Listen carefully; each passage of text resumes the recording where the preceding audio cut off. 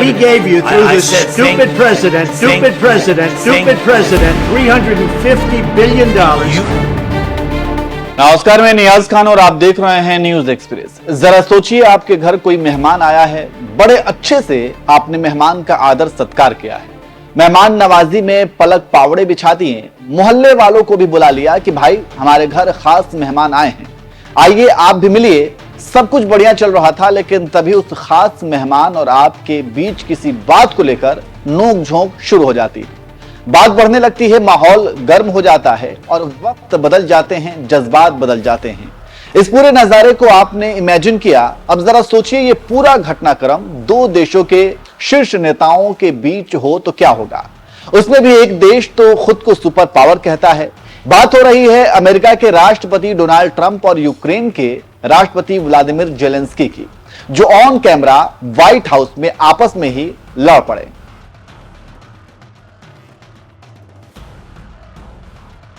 Ukraine से आया मेहमान, व्हाइट हाउस में घमासान, यूक्रेन की जंग, अरे ट्रंप, ऑन कैमरा ऐसा दांव, दुनिया हैरान। किसी देश में युद्ध की आहट भर ही होती है कि अमेरिका के कान खड़े हो जाते हैं।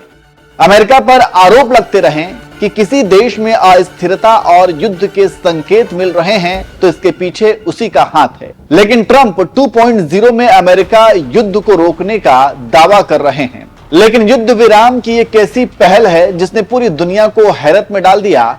3 साल से युद्ध की आग में जल रहे रूस यूक्रेन वॉर को खत्म करने के लिए अब ट्रंप मीडिया के सामने जेलेंस्की से बहस पर उतर आए। दरअसल यूक्रेन के राष्ट्रपति जेलेंस्की और ट्रंप के बीच व्हाइट हाउस में मुलाकात हुई थी।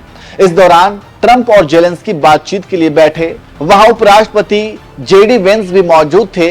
इस बीच दोनों के बीच बातचीत बहस में बदल गई। ट्रंप ने जेलेंस्की पर आरोप लगाया कि वो तीसरे विश्व युद्ध का जुआ खेल रहे हैं।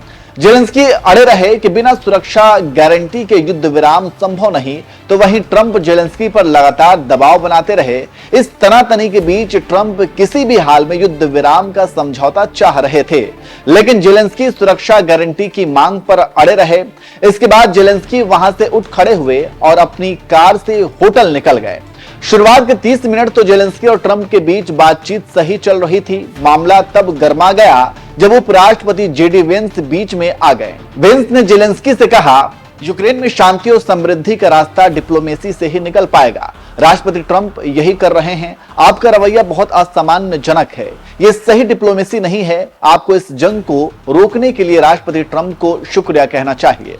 इस पर जेलेंस्की जेडी वेंस को जवाब देते हैं, 2014 में जब रूस यूक्रेन युद्ध शुरू हुआ तब कई बार बातचीत हुई। 2019 में मैंने एक समझौते पर हस्ताक्षर किए और मुझे भरोसा दिया गया कि युद्ध विराम लागू होगा, दोनों तरफ से युद्ध के कैदियों को रिहा किया जाएगा। लेकिन पुतिन ने इस समझौते को तोड़कर 2022 में बड़ा हमला कर दिया। यह कैसी डिप्लोमेसी है? इस पर जेडी वेंस जवाब देते हैं, मैं उस डिप्लोमेसी की बात कर रहा हूं जिससे आपके देश में हो रही तबाही को रोकेगी। वेंस ने जेलेंस्की के बर्ताव पर ऐतराज जताया। वेंस ने मीडिया का जिक्र करते हुए कहा, मुझे लगता है ओवल ऑफिस में आकर इसे अमेरिकी मीडिया के सामने उठाना आपका अपमानजनक रवैया है। जेलेंस्की की बात सुनकर ट्रंप झुंझलाकर बातचीत में कूद पड़ते हैं और जेलेंस्की को उंगली दिखाते हुए युद्ध रोकने के लिए दबाव बनाते हैं। Don't tell us what we're going to feel. I'm not telling you. Because you're in no position to dictate that. That's exactly what you're doing. You're in no position to dictate what we're going to feel. We're going to feel very good. You will feel influenced. We're going to feel very good and very strong. You will feel influenced. You're right now not in a very good position. You've allowed yourself to be in a very bad position, and he happens to be right about it. From the very beginning of the war. You're not in a good position.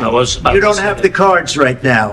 With us, you start having not cards. Playing cards. Right now, you don't. You're playing cards. Mr. President. You're playing cards. Serious. You're gambling with the lives of millions of people. You're gambling with World War III. You're gambling with World War III. And what you're doing is very disrespectful to the country, this country. That's back to you. Far more than a lot of people said they should have. You haven't been in this cabinet. We gave you, through this stupid president, $350 billion. We gave you military equipment. कहने को तो दोनों के बीच ये बातचीत शांति बहाल को लेकर हुई थी, लेकिन तनाव का लेवल देखिए। रूस यूक्रेन जंग को लेकर ट्रंप और जेलेंस्की की मुलाकात पर पूरी दुनिया की नजर टिकी हुई थी। आखिरकार बात हुई, लेकिन जो नतीजा निकला वो पूरी दुनिया ने देखा। इस दौरान जो जेलेंस्की के साथ थे उन्होंने भी सिर पकड़ लिया, क्योंकि कोई भी बातचीत का ये अंत नहीं चाहता था। ट्रंप जेलेंस्की की इस बहस के बाद रूस को खिलखिलाने का मौका मिल गया। रूस की ओर से कहा गया कि ये जेलेंस्की के गाल पर जोरदार तमाचा है। रूस ने कहा कि जेलेंस्की का असली रंग उजागर हो गया है। रूसी विदेश मंत्रालय के प्रवक्ता मारिया जखारोव ने कहा कि ट्रंप वेंस ने जेलेंस्की पर हमले से खुद को रोका है। वहीं इस पूरी तनातनी के बाद अमेरिका और यूक्रेन दोनों की ओर से भी रिएक्शन आए हैं। जेलेंस्की के जाने के बाद ट्रंप ने लिखा, व्हाइट हाउस में हमारी बहुत अहम बैठक हुई। हमने ऐसी बातें जानी जो दबाव भरी चर्चा के बिना कभी समझ नहीं आती। कितनी हैरानी की बात है कि भावनाओं के बीच क्या क्या सामने आता है। मुझे यह समझ आया है कि अगर अमेरिका शांति लाने की कोशिश करता रहा तो राष्ट्रपति जेलेंस्की शांति के लिए तैयार नहीं होंगे, क्योंकि उन्हें लगता है कि हमारी भागीदारी उन्हें बातचीत में बड़ा फायदा देती है। मैं कोई फायदा नहीं चाहता, मैं शांति चाहता हूं। जेलेंस्की ने अमेरिका के सम्मानित ओवल ऑफिस में ही अमेरिका का अपमान किया। वे तब वापस आ सकते हैं जब वास्तव में शांति के लिए तैयार हों। वहीं जेलेंस्की ने अमेरिका को थैंक यू कहते हुए लिखा, धन्यवाद अमेरिका, आपके समर्थन के लिए धन्यवाद, इस यात्रा के लिए धन्यवाद। धन्यवाद अमेरिकी राष्ट्रपति का, कांग्रेस और अमेरिकी जनता का। यूक्रेन को न्याय संगत और अस्थायी शांति की जरूरत है और हम ठीक उसी के लिए काम कर रहे हैं। ट्रंप जेलेंस्की की इस बहस के बाद अमेरिका यूक्रेन के बीच जो मिनरल्स डील होनी थी वो भी कैंसिल हो गई। यूक्रेन अमेरिका को दुर्लभ खनिज देने वाला था। बदले में अमेरिका ने यूक्रेन में रीडेवलपमेंट की बात कही थी।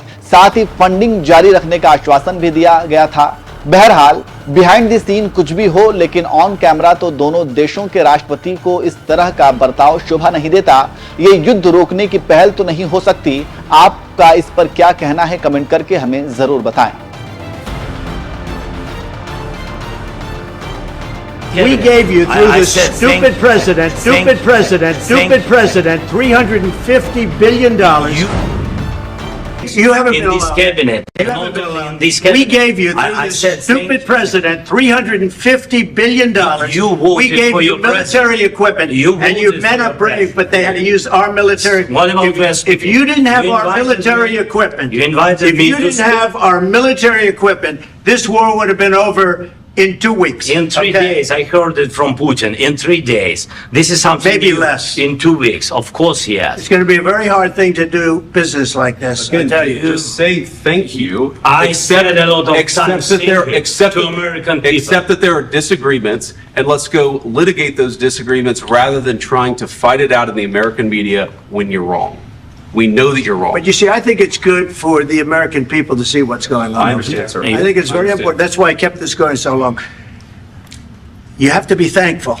You don't have the cards. thankful. You're buried there. Your people are dying. tell you You're again, running I low know. on soldiers. Don't- Listen, don't please, you're running Mr. low President. on soldiers. It would be a damn good thing. Mr. And President. then you tell us, I don't want a ceasefire. I don't want a ceasefire. I want to go and I want this.